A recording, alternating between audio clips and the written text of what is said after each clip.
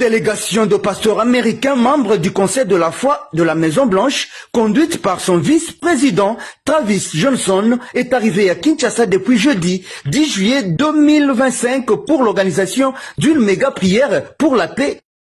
Ils ont été accueillis à l'aéroport d'Ndjili par un comité restreint mis en place, chapeauté par l'ambassadeur itinérant Antoine Gonda, secondé par les deux pasteurs Jacques Kambala et Jacques Kangoudia, ainsi que du député national Eliezer Ntambouy.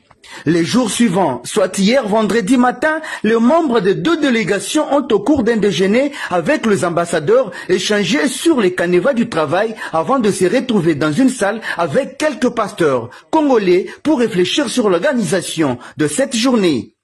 Après une présentation suivie d'une prière, les pasteurs américains ont expliqué la quintessence de leur démarche qui vise un autre aspect divin qui devrait accompagner la victoire diplomatique de la RDC sous la médiation américaine. The future for the Church of Le Jesus futur Christ. pour l'Église de Jésus-Christ. The future for DRC Le futur pour la République démocratique is Congo. in unity. C'est l'unité. The Bible says, "For there I have commanded a blessing." La Bible dit, c'est là où j'ai commandé la bénédiction. Je veux voir la bénédiction de Dieu sur mon Église. And I want God's blessing on the DRC Je veux and voir the la USA. bénédiction de Dieu sur les DRC et sur les USA. This is my prayer.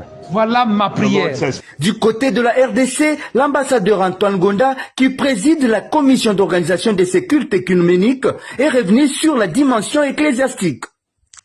La diplomatie sans Dieu, c'est passager.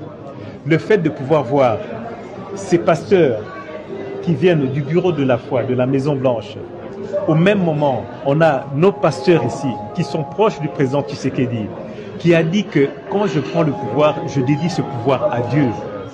Et vous voyez que la politique est en train de passer, la diplomatie est en train de passer, les guerres passent, mais les hommes qui ont la foi en Dieu, les hommes qui croient en Jésus vont rester pour l'éternité. Et voici la plus grande épreuve. Ceux qui sont en train de douter, nous avons suivi, on est en train de parler, mais de quel accord on a signé? Mais ce que vous avez oublié, ce qu'il y a avant tout, il y a Dieu, il y a Jésus. Alors, comme nous sommes des croyants et que nous savons que les hommes qui sont là, ce sont des hommes de Dieu, ils sont venus pour pouvoir nous donner cette foi, cette espérance que ce pays doit et est en train de se relever. Qu'allons-nous espérer après cette prière, surtout que les deux chefs d'État concernés devraient se rencontrer dans quelques jours? Vous savez, c'est le spirituel qui conduit le physique. Alors que le chef de l'État se prépare pour aller aux États-Unis pour la signature finale de cet accord-là, le président Trump a permis à ce que son équipe spirituelle autour de lui vienne sceller cette alliance spirituelle avec la RDC. La série s'est poursuivie ce samedi 12 juillet. 3 ministres du gouvernement souminois, celles du genre, famille et enfants, des affaires sociales et des droits humains, ont présenté devant les conseillers de Trump les tableaux sombres des violences de tout genre subies par les populations de l'Est. Des moments de tristesse qui ont ému toute l'assistance. Des témoignages touchants des victimes, tout sanctionnés par une prière faite par le pasteur proche des deux présidents.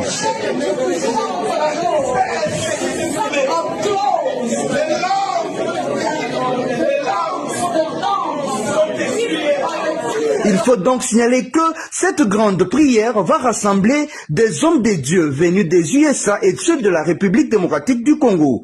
Au programme, louanges, prières, exhortations, déclarations prophétiques, ainsi que message de l'unité. C'est aussi l'occasion déplorer la protection divine sur Donald Trump, président américain, et Félix Tshisekedi, président RD congolais. Le président Tshisekedi, c'est un homme spécial que Dieu a envoyé pour cette nation.